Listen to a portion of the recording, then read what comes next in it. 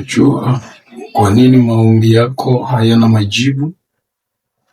Katika video iliyopita nilikuonyesha kizuizi cha kwanza ni dhambi, na leo nitakupa kizuizi cha pili kinachoweza kuzuia maombi yako isiwe na majibu. Wakati wote unapoomba Mungu, unatakiwa kujua ya kwamba kuna vizuizi.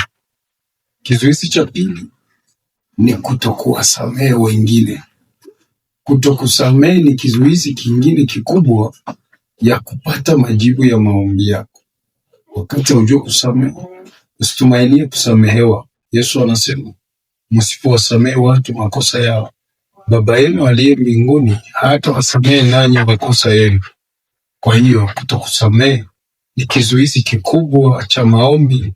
Wewe unayeomba Mungu lakini moyo wako haisamehe, bado na watu nawaweka moyoni, bado na watu nawachukia, bado watu hawasalimii, una watu ambao hawawezi kukusalimu ukajibu.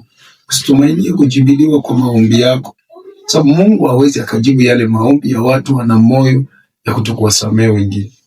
Unatakiwa ndugu yangu naye nisikiliza, kuwasamehe wengine. Ukitaka maombi yako yawe na majibu mazuri, jua kuwasamehe wengine. Na ndio pale unakutana maombi ya watakatifu wengi na haijibiliwi. Unaenda kanisani, unafanya vipindi vya mafungo, lakini bado moyo wako una chuki, bado moyo wako una wivu, bado moyo wako unawafikiria wengine mabaya, bado moyo wako una watu ambao hauwezi ukawasalimu, hauwezi ukawatembelea, hawawezi kufika kwao, hawawezi kuwasalimu. Hata kanisani mnaingia na roho ya chuki, Mungu hawezi akawajia kanisa kama lile watu wasiojua kuwasamehe wengine. Haijalishi amefanya kosa gani, haijalishi amekuiba, amekuuia, amekufanyia mabaya, wasamehe kila aliyowakosea. Hilo ni neno la Mungu.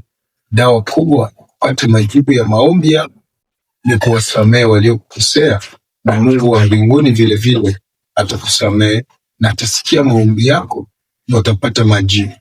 Asante. Fuata kwa video inayokuja. Mungu akubariki.